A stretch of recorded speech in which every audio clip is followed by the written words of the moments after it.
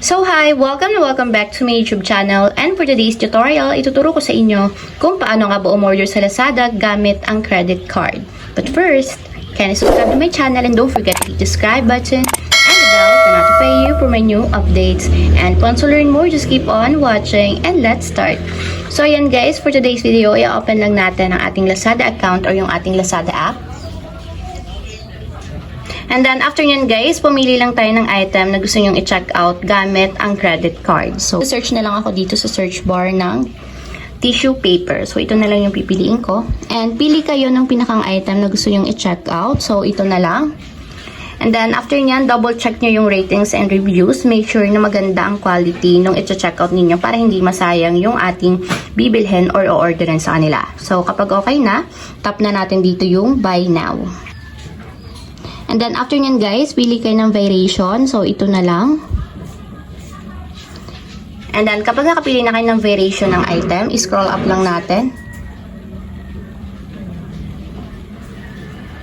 And punta kayo dito guys sa payment method or dito sa pay with. So, kung makikita nyo, hindi siya naka-credit card. So, para mapalitan natin yung payment method, itap natin yung pay with. And hanapin nyo dito yung credit card sa other payment method. So, tap nyo lang yung credit or debit card.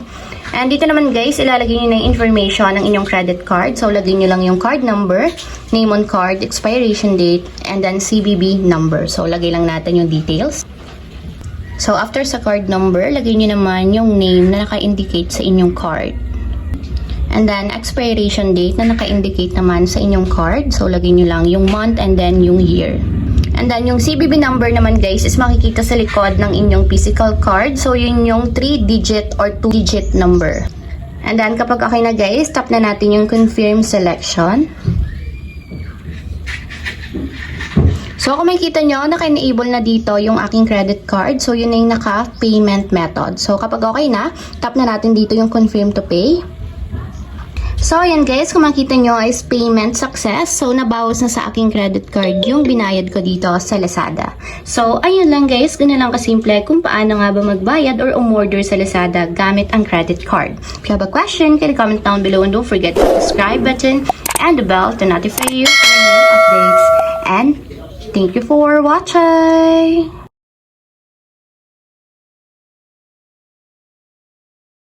Living life, every day, late at night, not okay.